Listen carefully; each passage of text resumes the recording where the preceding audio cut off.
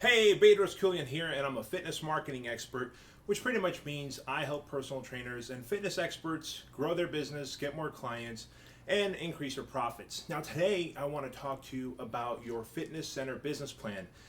This is specifically for personal trainers, fitness coaches who are starting out and want to know, hey, where do I go with my business plan? So, thing number one is you got to figure out who is your niche, right? Who's the market? If you think that you're going to train people from 8 to 80, male and female, that's not going to happen. Let me tell you why. That's like a very shotgun approach to marketing. And all great marketing is about laser like approach. So if you can specialize, if you can become an expert to a niche market, a market that one is attracted to you, so it might be stay-at-home moms, it might be young athletes, it might be busy executives, right? You might like one-on-one personal training or group or boot camp style training, whatever it is, but there's a specific niche that you're probably good at. You're probably good at either building muscle, burning fat, right? Helping people increase their energy, confidence, whatever it is, you gotta tie down your business to a niche. Because once you do that, then you can identify where your ideal prospect is in your community.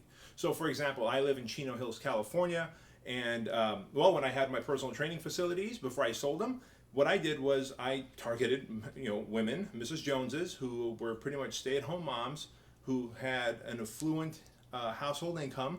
They were definitely on the higher side of affluent, where I ran my training business, and quite frankly, they were just interested in fat loss and really nothing else.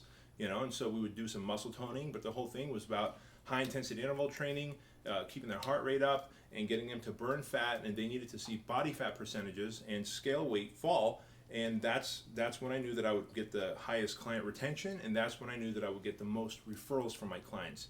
Anytime we focused on other stuff, right, functional training, core training, etc., they completely lost interest. Even though I might have had interest in that, my prospects didn't. And so the best way to select a niche is, one, figure out who's naturally attracted to you. Number two, what's the population or the niche market that you like to train? Do you want to do speed training, strength training, muscle gain, fat loss? And go after that niche. Become the expert. Carve out your niche. All right? I think we beat that one to death. Number two, you got to figure out what is your top 3 best lead generation strategies. So if you're going to run an ad in the local newspaper, use a phone number from a company like Ring Central or Google Voice, where you can track that phone number so that every time that phone number rings, right, that it came from that specific ad in the local paper. If you're going to send out a postcard to 10,000 local residents, use a different Ring Central phone number. Why? Because now you're going to know that every time that phone number rings, these people came from that specific postcard, and you can check the ROI, right? And the ROI pretty much means that, what did you gain from those postcards by way of client?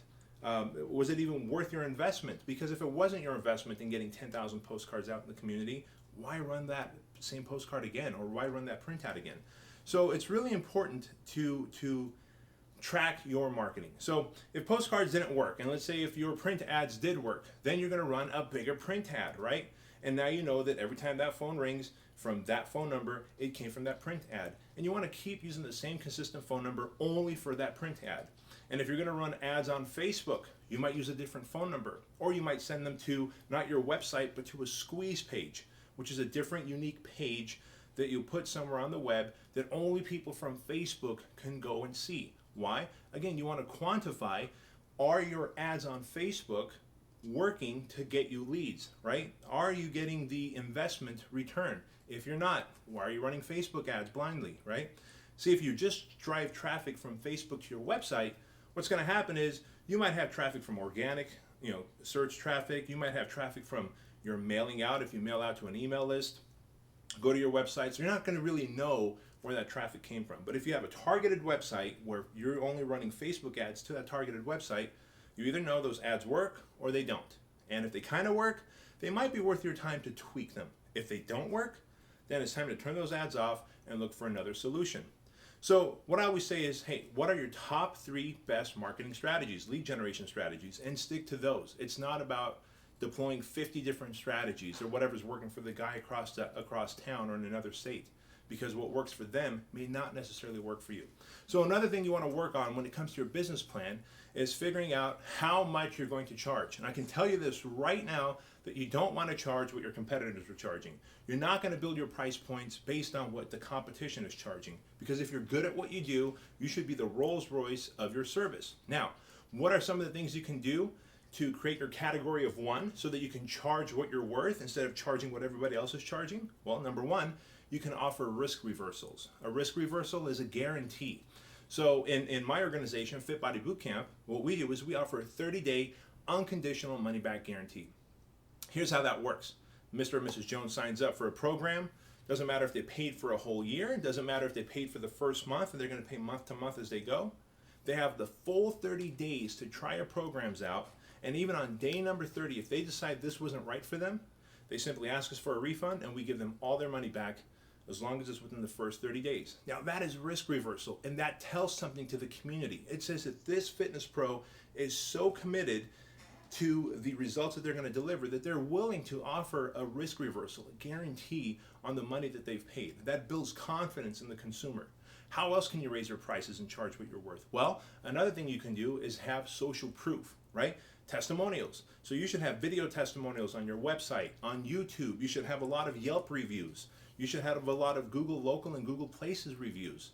The more testimonials, reviews, and video testimonials you have out there, the more likely people are to have confidence in your service and are more willing to spend money with you, even though you charge more, right? And so don't ever try and set your price points up to what your competitors are running. Don't try and be competitive with them. Instead, create your category of one and create reasons why you can charge more. Think about it. You know, in most cities or counties, there's always the Toyota dealership, the Ford dealership, the Honda dealership, the Nissan dealership, the Chevy dealership. But there's also the Mercedes, the BMW, and oftentimes the Bentley and the Rolls Royce. Now, why is it that Mercedes and BMW, Bentley and Rolls Royce can charge so much more than all those other cars that are considered very reliable, right?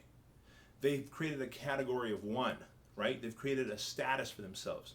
Driving a Rolls Royce, driving a Bentley, driving a high-end Mercedes or BMW says a lot more about you than just, hey, I want to go from point A to point B. It says that you come from a different status. And so really what you're buying is status, right? So that leads me to my last and final point, which is what you do for a living. You're not a personal trainer, you're not a fitness coach, you're not a fitness expert, you're not a boot camp instructor. What you are is a person that delivers outcomes. So while everybody else is selling personal training, fitness coaching, you and I, we're selling an outcome. So again, if you identified who your niche market is and what their wants are, if it's Mrs. Jones and she just wants to like reverse the time clock and go back 10 years with her body, right? Before marriage, have that body that she had before she had kids.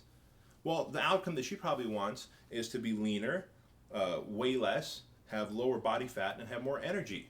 So I'm not in the personal training business, I'm in the outcome business, right? So while my competitors are delivering personal training services and fitness boot camps and group training programs, and it doesn't matter, I'm delivering an outcome.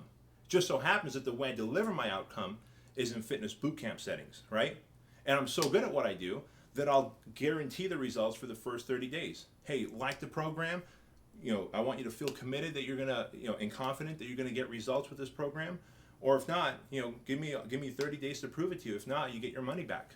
And so be in the outcome business and not in the personal training business. And when I kind of had that mindset, that was huge. And I'll leave you with this bonus, fitness marketing business plan. And this is to create yourself reoccurring revenue, EFT or auto debit. EFT is just electronic fund transfer. Far too often, personal trainers are in the business of being check collectors, right? Just going after clients and trying to get payment for this month and payment for the next month, etc. Why bother? If Mrs. Jones signs up, odds are she's going to sign up again next month and the month after. And if you're good at what you do, there's no reason why she shouldn't commit for 6 or 12-month program with you.